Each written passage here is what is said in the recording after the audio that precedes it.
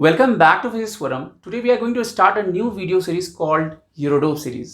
Eurodope का नाम आप सबने ज़रूर सुना होगा. जितने भी जेई एस्पिरेंट्स हैं उन्होंने इस बुक को ज़रूर बनाया होगा ड्यूरिंग देयर प्रिपरेशन टाइम. ये जो बुक है एक्चुअली बहुत वाइड कलेक्शन ऑफ प्रॉब्लम्स है इस बुक में, और जो बुक का नाम है वो है प्रॉब्लम्स इन जनरल फिजिक्स, और इसके राइटर का नाम है यूरोडोप. बट ये जो बुक है वो पॉपुलरली राइटर के नाम से ही जाना जाता है. तो इसमें बहुत अच्छा कलेक्शन ऑफ प्रॉब्लम है जो कि JEE advanced as well as olympiad के लिए सुटेबल होगा. आजकल मार्केट में जितनी भी बुक्स होती हैं अवेलेबल, उसमें यूरोडोप के मेजॉरिटी प्रॉब्लम्स दिए हुए रहते हैं. ठीक है, तो हम लोग भी यूरोडोप का, क्योंकि सारा प्रॉब्लम जो होता है जेई के पॉइंट ऑफ व्यू से इंपॉर्टेंट नहीं है, तो जितनी भी सेलेक्टेड प्रॉब्लम्स हैं उसको हम लोग इस वीडियो सीरीज में डिस्कस करेंगे. तो आज का वीडियो सीरीज हम लोग स्टार्ट करते हैं with its first problem, that is problem 1.1. But before I start, don't forget to like, share and subscribe to my channel. Also, don't forget to hit the bell icon so that you get notified for all upcoming videos. So with this, let's get started.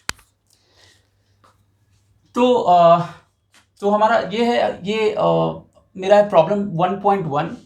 और एक बहुत interesting बात मैं बताना चाहता हूँ.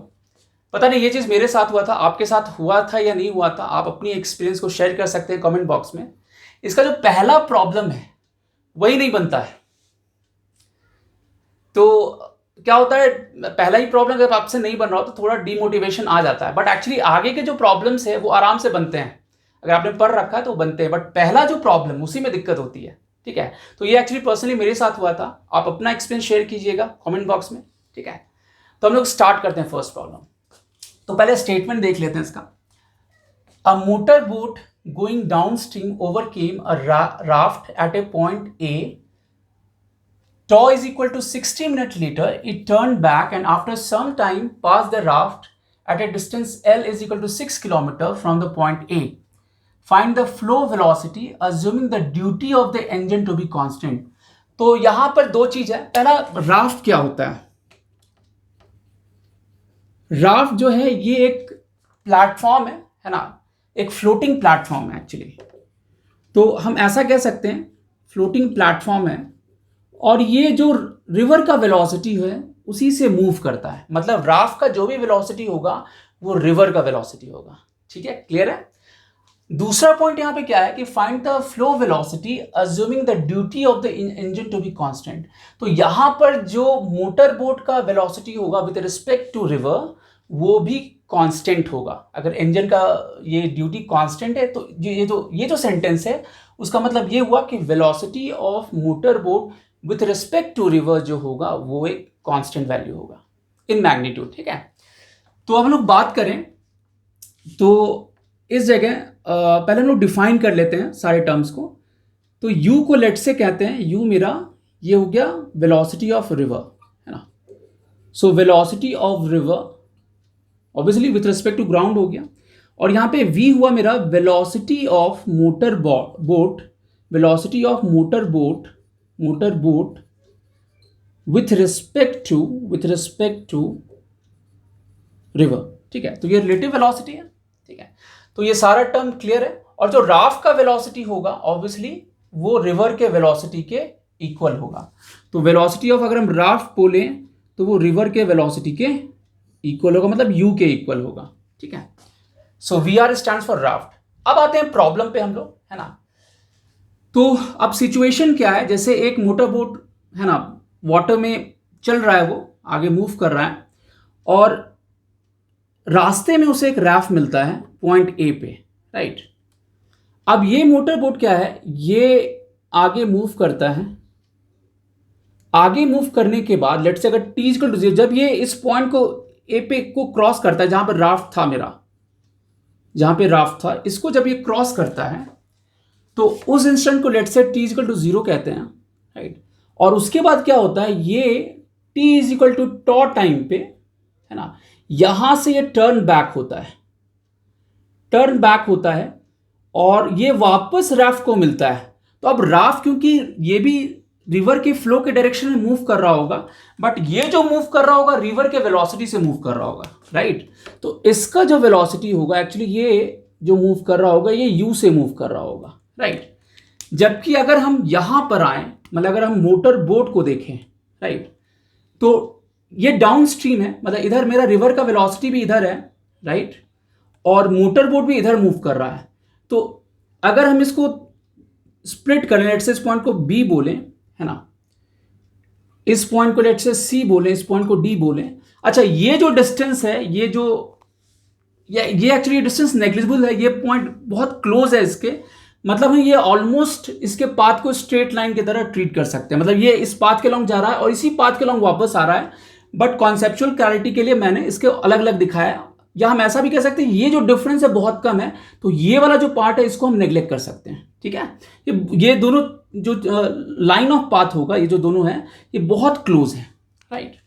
तो अब हो क्या रहा है सिचुएशन कि ये मोटर बोट इधर गया और t equal to tau time, t equal to 0 पे ये इस राफ्ट को क्रॉस करता है और t इक्वल टू टॉप पे ये टर्न होता है, वापस टर्न बैक होता है और अगेन ये मिलेगा ऑब्वियसली, क्योंकि ये जो राफ्ट आगे मूव कर रहा है तो ऑब्वियसली फिर इसको मिलेगा ये।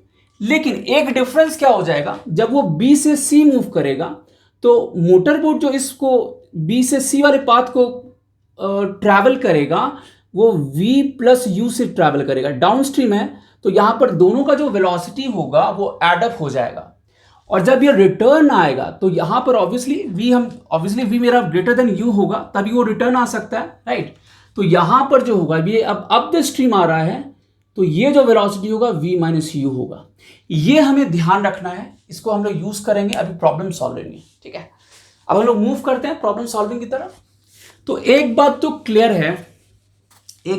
है कि जितना टाइम मोटर बोट को लगेगा B से C और C से D तक आने में, नहीं मतलब ऐसा कह सकते T B to C and C to D, right, उतना ही टाइम राफ्ट को भी लगेगा, तभी दोनों मीट कर सकते हैं। तो ये A टू D, मतलब ये दोनों ही टाइम जो होगा, अगर ये दोनों मीट कर रहे हैं तो ये दोनों टाइम क्या होना चाहिए, सेम होना चाहिए। तो हम लोग कंडीशन क्या लिखेंगे कि T राफ्ट जो होगा वो T मोटर बोट के इक्वल होगा, करेक्ट। T राफ्ट, क्योंकि यहां पर राफ्ट का वेलोसिटी जो होगा वो रिवर के वेलोसिटी के ही इक्वल होगा, तो ये ट्रैवल करेगा L/U टाइम में।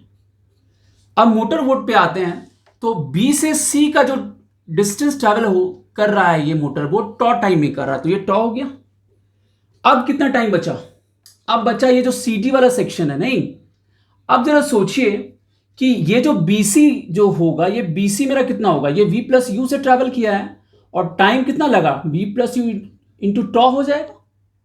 तो ये जो CD सेक्शन होगा वो कितना बोलेंगे, अच्छा ये L दिया हुआ है, प्रॉब्लम में, ठीक है, कि L मूव करने के बाद वो उसको मिलता है। तो BC मेरा हो गया V प्लस यू इंटू टॉ, ठीक है। और CD हम क्या बोलेंगे, CD जो होगा क्या वो हो जाएगा BC माइनस AD, नहीं BC माइनस AD, ये मैंने बता दिया कि ऑलमोस्ट स्ट्रेट लाइन है, तो इसको हम एक ही लाइन के अलॉन्ग ले सकते हैं, तो BC माइनस AD। अब BC मेरा कितना होगा V plus u into tau minus L, तो ये CD डिस्टेंस आ गया ना। अब ये जो CD ट्रैवल होगा, यहां तक का टाइम हमने निकाल दिया, अब CD जो ट्रैवल होगा वो किस वेलोसिटी से होगा, V माइनस यू से होगा ट्रैवल। तो CD वो डिस्टेंस आ गया मेरे पास और उसको वेलोसिटी से हम डिवाइड कर, जो रिलेटिव वेलोसिटी मतलब जो इसका बोट का वेलोसिटी आएगा, है ना, विद रिस्पेक्ट टू ग्राउंड जो आएगा V माइनस यू जो आएगा, तो वो जो होगा वो कितना हो जाएगा, वो होगा CD, नहीं तो CD मतलब V प्लस यू, है ना, into tau minus L CD and divided by, और ये कितने से ट्रैवल हो रहा है, V माइनस यू से, राइट। तो ये मेरा एक्सप्रेशन बनेगा, राइट। अब इसको सॉल्व करना पड़ेगा हमें, तो सॉल्व करते हैं हम लोग, राइट। तो इसको सॉल्व करें तो क्या हो जाएगा, तो ये L/U हो गया, है ना, यहां पर इसको मल्टीप्लाई कर दें तो V tau minus u tau, यहां पे इसको एक्सपैंड कर लें तो V tau plus u tau minus L divided by V minus u, right. इससे मल्टीप्लाई किया, फिर इससे मल्टीप्लाई किया, इसको एक्सपैंड किया, V tau plus u tau minus L हो जाएगा, और ये हो गया, ठीक है। अब इसके बाद हम लोग इसमें कुछ टर्म्स कैंसिल आउट होंगे, जैसे ये यू टॉ और यू टॉ कैंसिल आउट हो गया, right. So L by U कितना हो गया, ये हो गया 2v minus L by V minus U. नहीं, अब क्रॉस मल्टीप्लीकेशन करते हैं। So L V minus L U, और यहाँ पे 2vu toe minus L you हो जाएगा, राइट। तो ये कैंसिल आउट हो गया, इसमें वी कैंसिल आउट हो जाएगा, और हमें u चाहिए, तो u जो होगा कितना होगा, l बाय 2 टॉ। ये मेरा फाइनल आंसर हो गया। अब l का वैल्यू दिया हुआ है, l मेरा कितना, 6 kilometre. So this is 6 kilometre, और टॉ 60 मिनट है, तो मतलब 1 आवर कह सकते हैं, नहीं। तो ये कितना होगा, 3 किलोमीटर पर आवर। तो ये इसका फाइनल आंसर हो जाएगा। ठीक है, इंटरेस्टिंग। तो ये हम लोग का फर्स्ट प्रॉब्लम हो गया यूरोडोव का। यूरोडोव सीरीज के नेक्स्ट वीडियो में हम लोग अगेन आएंगे एक दूसरे प्रॉब्लम के साथ। तो मिलते हैं अगले वीडियो में। Till then take care, good bye.